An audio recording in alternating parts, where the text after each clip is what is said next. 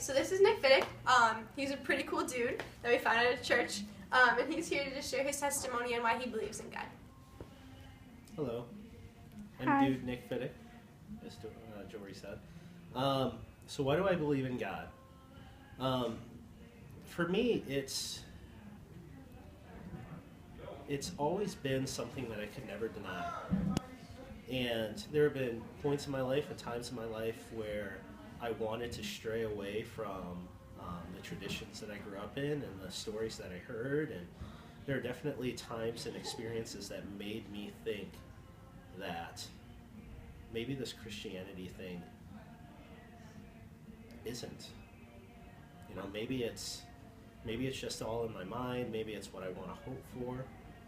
And each time that I've tried to leave or turn my back on God, I've never been able to deny him. And I've never been able to say, you're not real. And what's justified his existence to me is I've never been alone. And even when I've been through tough times, there's always been a peace there. And I'm sure that can be attributed to some sort of chemical reaction in my brain that's trying to cope with whatever the situation is that I'm going through. But for me, I feel that that's God and his love and his peace that helps me through those tough times. When my second son was born, a couple weeks afterwards, my wife went into the hospital and they found a massive blood clot that was blocking most of the blood flow through her body. And I remember sitting in the hospital room with the doctors and they're telling me what's happening and what could happen. And they're saying that they have to do procedures and she could die, she could lose her leg, she could have a stroke, she could have pulmonary embolism, she could have a heart attack. And I remember sitting there and I'm holding my 2-year-old son and my newborn son in the other arm. And, you know, I had the sudden realization that I could lose my wife, I could lose everything, and at 27 years old I could be a single dad. And in that moment, it was like a rush of peace came in and told me, you're gonna be okay. And for me, that's God.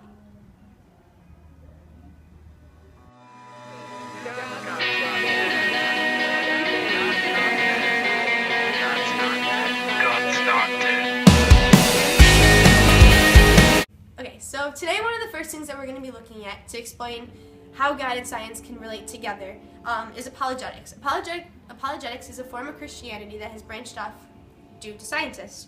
And their main claim is that things do exist, right? But things also don't exist.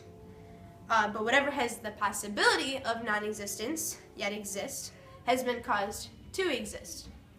There cannot be an infinite number of causes to bring something into existence, however.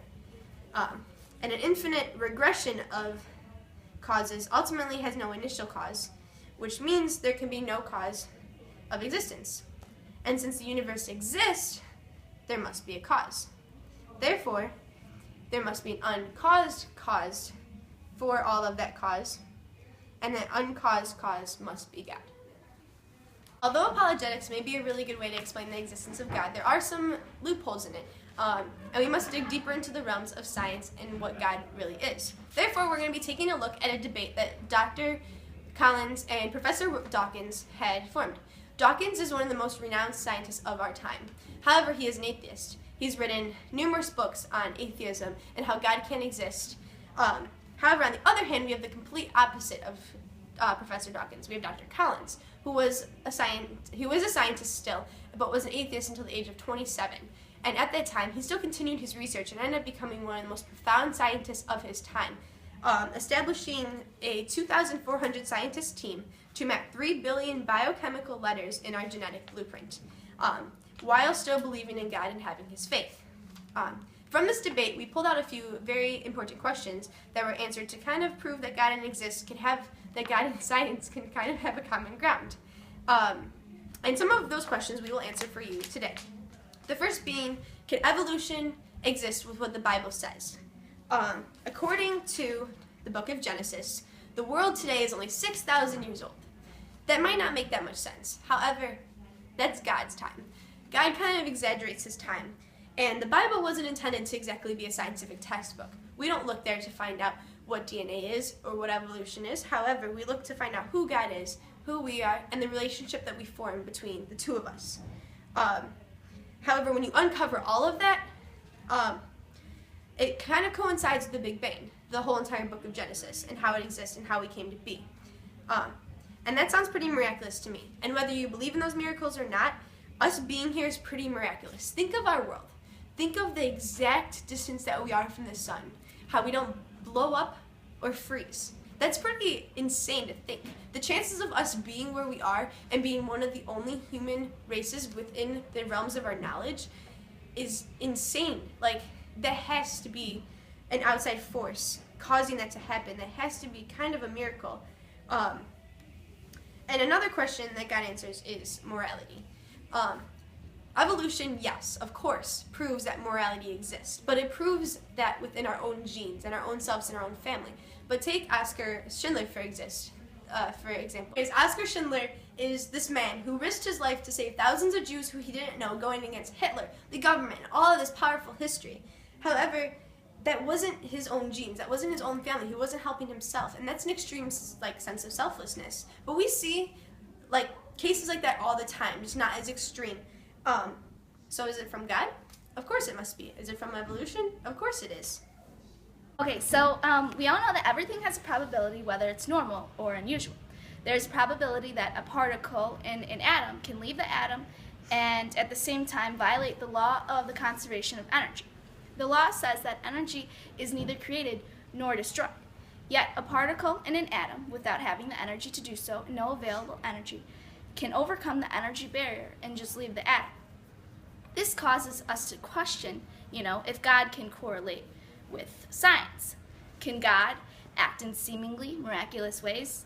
God is described as omniscient, all-knowing, and omnipresent, which is all everywhere present. And we wonder, how is this possible? But what if there was a possibility that God could act miraculously and it not be impossible? And what if there's a possibility that God doesn't overstep the bounds of science, but works within the laws of nature and science? If modern science can tell us that there's a probability for unusual activity happening, and we are okay with that, then who's to say, or who should be surprised that God can act and do miraculous things, because there's still a probability for that. Alright, so now we're going to examine how the theory of relativity connects to God's omniscience. The theory has many facets, but we're going to focus on one that has to do with velocity and time. It says, the faster an object goes, the more lag in time you'll have. In 1971, we had the Hafele-Keating experiments. Scientists took a couple of cesium beam atomic bomb clocks, which are very accurate, and they synchronized them. They placed one on the ground and another one in an airplane, right? And one flew around, and then they later landed it on the ground, obviously. And what they found that the clocks were off by an order of nanoseconds, which could be calculated from the theory of relativity. The clock behind in time was the one that traveled faster on the airplane. And basically the theory of relativity, which says that the faster an object goes, the more lag in time you'll have. Until you reach your apex at the universal speed limit. That's the speed of light. At the speed of light, light travels so fast, time can no longer exist. So you could say that time is not a factor in light, or in other words, that light is outside of time. This is the theory of relativity. Theologically, we know God describes himself as light, yet we wonder, how can God be omniscient? If we consider God all-knowing and can see past, present, and future at all at the same time, and that seems eerily parallel and similar to the idea that the photon can be outside of time as well. I don't think that God is a photon, but if modern science tells us that light can be outside of time, we shouldn't be shocked that God can also be outside of time. I know that we really wanted to focus on the science-based argument of this. However, God is miraculous too.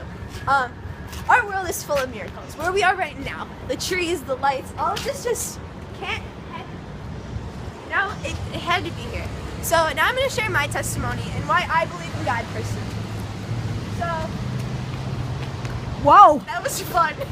So believe it or not, I actually was an atheist for a really long time. I was raised Catholic, and because of my faith, and the way the Catholic Church forced things on me, I didn't want to believe. So I decided that he wasn't real. But as time went on, I realized that my heart was so empty without God. I had this void in my heart, and I tried filling it with other things that did not fit who I was as a person. I hung out with the wrong group of friends, did the wrong things, and just was a sad person overall. This was during my freshman year. However, as time went on throughout my freshman year, I realized that I needed something there to fill that void.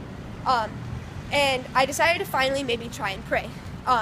After I prayed and was at the end of just everything, just wanting to give up, God showed himself. I decided to pray, and the next thing I knew, my house was being foreclosed. Sounds like it would be the complete opposite of an answered prayer. However, realizing it now, as a senior, that was the thing that I needed, was to be able to move to Lamont and meet the friends that I have. Anyways, I was still kind of struggling because even though I hated my life at my old high school and was doing the wrong things, I was still really scared to try and meet new friends. So I thought that God was actually punishing me for praying. So I gave up on him even more. But as time went on and I met a lot of really cool people that went to Community Christian, I realized that God is there. God exists and that he cares about all of us and loves us all so much and wants what's best for us. And that's why I believe in God, because he's completely turned my life around. Having my faith and knowing that he's up there and hearing his word just completely has transformed who I am as a person. Personally, you don't have to believe in God, but this is what I believe in, and this is what has made me, me. So the last subject that we're going to cover is how entanglement relates with God's omnipresence. Now, entanglement says, to explain entanglement, it's like say you have two particles and they're connected or entangled. So a change in one will affect a change in the other. That's what's interesting though, is you could separate them more and more and they could still be entangled. Distance is an irrelevant factor. Furthest limit was published in 2012 in a journal of Nature, where these two entities were separated by 88 miles and they were still connected and interacting with each other. That was in the case of photon teleportation from one place to another, which happened instantaneously. So, how can God be omnipresent? If God is separated a certain distance from people, he's interacting with all around the world, and he's doing this instantaneously all at the same time. It's weirdly similar to the idea of entanglement. So if modern science says that particles separated over variable distance can still interact, then it should be no surprise that God can interact with humans all instantaneously. So maybe this means science and God are both true and actually can coexist. However, we know all proofs by analogy are not proofs. But the seemingly mystical qualities about God that we thought were magic actually have an interesting precedent in modern science. To get a picture of reality, we need a science explanation, but also a deeper meaning. Each answer is incomplete without the other and insufficient, and it causes us to have a smaller understanding of what reality is. Einstein even said, "Science without religion is lame. Religion without science is blind." So maybe we're missing out on something, and we need to work towards a reality a little bigger than that. So, what is really real? This is my neighbor, Mrs. Harriet Bromberg, and then she's just going to share her experience with God with us. Hi, let's see, I'll start in 2004. Was my first time that I experienced breast cancer. And I was terrified. It was like hard. You felt like someone punched you in the stomach. You didn't know what was going on. Anyway, I prayed very hard, and I asked God to heal me and bring me through that. But I only asked him once to heal me. After that, I thanked him all the time because he did heal me, and I knew he did. So anyway, I went through everything for a year, I went back to school and I got a fantastic job for 7 years at Lamont High School working with special needs kids. And it was the best job I ever had in my whole life. But then I got very sick 2 years ago, very sick. I didn't know where I was or anything. So anyhow, that's it. I'm not going to say another word. I'm going to let Jessica ask me questions. How has the cancer and like the whole experience helped to shape you and your relationship with God? Okay. Well, I have this song that goes through my head all the time. I try never to get depressed because I know He healed me, so why be depressed, you know? But there's a song called He's a Great Big Wonderful God. Have you ever heard it? I don't think so. No? It's an amazing song, and it's exactly how I feel. I know He's going to bring me through this, and just at His own time. Not my time, but His time. And I think I have reached several people with my illness. I really do, because they'll talk to me. And there was probably a time in my life when I wouldn't have brought up the subject of God. You know, you might feel intimidated, or people might think I'm different, you know. Yeah. Where now I just love telling everybody what all He's done for me and what He's still going to do. Yeah. Really. So, yeah. But like, despite all this, like when you found out, you know, how come like you didn't, you know, kick it to the side and be like, you know, God is always like, you know, He loves everybody. You know, why would this happen to me? You know. I think He has a reason for everything He does to us. I really do. There was something in my life that He felt I needed to change, probably, and I would have never got involved with these kids at the high school, and they have become probably one of the biggest rewards I've had in any job I've ever had, because they're awesome and they were great, and you just had to fall in love with them. You know, they were just, Yeah. What can I say? But, yeah, I think